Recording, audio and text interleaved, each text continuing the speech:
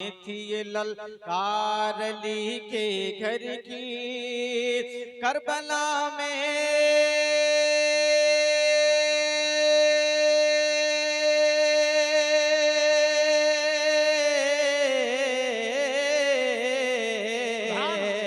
Karbala में थी ये ललकार अली के घर की, हो नहीं सकती कभी हार अली के घर की, हो नहीं सकती कभी हार अली के घर की। और आखिरी शेर पढ़ता हूँ, मलाइदा फरमाए।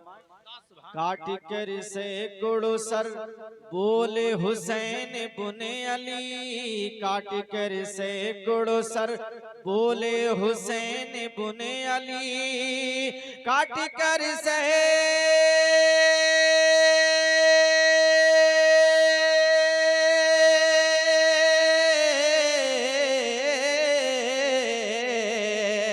काट कर सैकड़ों सर बोले हुसैन बुन अली। क्या अरे इस तरह चलती है तलवार अली के घर की, इस तरह चलती है तलवार अली के घर की। दरूद पाक पढ़ने अल्लाहुम्मा सल्ली अला सय्यदना शफीअना हबीबना करीबना मौलाना मुहम्मदिन बारिक वसल्लम सलातु व सलामुन अलैका या रसूलल्लाह सल्लल्लाहु तआला अलैहि वसल्लम। आला हजरत फरमाते हैं, सरबर कहूँ के मालिक को मौला कहूँ तुझे, बागे खलील का गुले जेबा कहूँ तुझे, लेकिन रज़ा ने खत्म सुखन इस पे कर दिया, खालिक का बंदा खल्क का आका कहूँ तुझे, खालिक का बंदा खल्क का आका कहूँ तुझे। शरे शाम से लेके अब तक आप ना तो मनक़बत समात कर रहे थे, लेकिन चंद मिनट के लिए मैं आप हजरात तक पहुँचना चाहता हूँ। हालांकि मिजाज जो है इस वक्त आप लोगों का, वो कहीं से हमको ये इजाजत नहीं देता है कि आपको परेशान किया जाए, लेकिन जब यहाँ तक पहुँच गया हूँ तो यहाँ पर मोहतरम अकील सिद्दीकी साहिब किबला का नाम हो, हजरत अल्लामा मुफ्ती आमिर जफर साहिब किबला का नाम हो, तो जहाँ इन जाकिरीन का नाम हो, तो चाहता हूँ कि इनके कदमों के नीचे जिक्र करने वालों में छोटा सा नाम गुलामे गौसे आजम मोहतरम समर रज़वी का भी हो जाए। अब मैं बहुत तेजी के साथ आप तक पहुंच रहा हूं। शादी जब होती है तो उसमें सबसे मेन जो चीज होती है वो निकाह होती है। और निकाह ये क्या है, निकाह किससे बना है? निकाह नतहा यनकिहू से बना है, जिसके माना एक को दूसरे के करीब करने के आते हैं, एक को दूसरे के मिलाने के आते हैं। जैसे कि मिसाल के तौर पे 30 सेकंड की बात से आप समझ जाएंगे, जैसे आसमान से पानी जमीन पे गिरा और पानी जमीन के अंदर मिट्टी में समा गया, लेकिन अब अगर पानी को आप मिट्टी से अलग करना चाहेंगे तो नहीं हो सकता।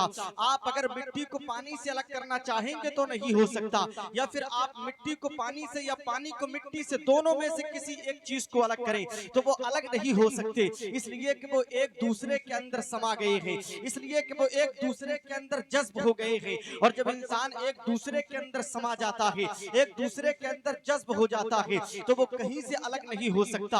इसी तरीके से जब इंसान का निकाह हो जाता है तो इंसान अपनी बीबी के, अपनी ज़ौजा के इतने करीब हो जाता है कि वो एक दूसरे का लिबास हो जाता है। जैसे कि हमारे लिबास जब हम पहनते हैं तो ये हमारा लिबास हमारे बदन को कभी धूप से बचाता है, हमारा लिबास कहीं हमारे बदन को ठंड से बचाता है, कहीं सर्दी से बचाता है, कहीं हमारा लिबास बारिश के कतरात से बचाता है। इसी तरीके से बीबी शौहर का लिबास है और शौहर बीबी का लिबास है। जब भी कोई परेशानी आती है तो हमारे जिस्म की हिफाजत करने के लिए नहीं, बल्कि हमारे पूरे मुजस्समे की हिफाजत करने के लिए शौहर के लिए बीबी तैयार रहती है और बीबी के लिए शौहर तैयार रहता है।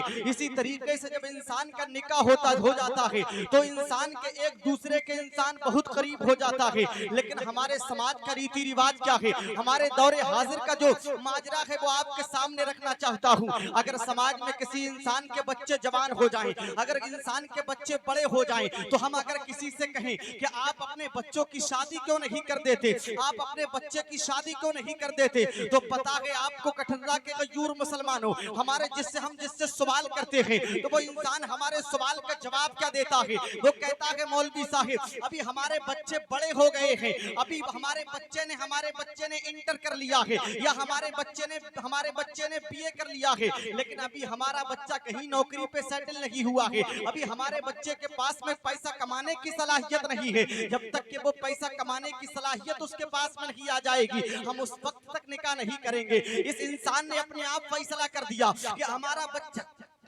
बच्चा अपने अपने आप अपना पेट नहीं भर सकता, तो अपनी आने वाली बीबी का पेट कैसे भरेगा। अरे मैंने फिर दोबारा उससे सवाल किया, नादान तूने इतना बड़ा फैसला अपने आप कर दिया कि परवरदिगारे आलम के तू फरमान को भूल गया। मेरे रब ने कलाम रब्बानी में इरशाद फरमा दिया है, इन यकूनु फुकरा युगनिहुमुल्लाह, ऐ लोगों तुम निकाह करो, हम तुम्हारे रिस्क में बढ़ोतरी कर देंगे, हम तुम्हारे रिस्क में बरकत अता कर देंगे। परवरदिगारे आलम फरमाता है, अगर परवरदिगारे आलम पहले तुम्हारे हिस्से का रिस्क तुम्हें देता है, अगर तुम्हारी शादी हो जाएगी तो उसके बाद में तुम्हारी बीबी की किस्मत का रिस्क भी तुम्हारे हिस्से में आ जाएगा, और उसके बाद में अगर तुम्हारे आंगन में कोई औलाद की शक्ल में फूल खिलेगा तो उसकी किस्मत का रिस्क भी तुम्हारे हिस्से में आ जाएगा। लेकिन आज की ये मिसाल मैंने आपको दे दी, अब बहुत तेजी के साथ वो आपको बात बताना चाहता हूँ। हजरत इमाम इब्ने हम्बल का नाम आपने सुना होगा, ये बहुत बड़े इमाम है जिनकी पैरवी जिनकी मुकल्लिद हजरत इमाम अहमद रजा खान फाजिल बरेलवी अलैहि रहमत व रिजवान है।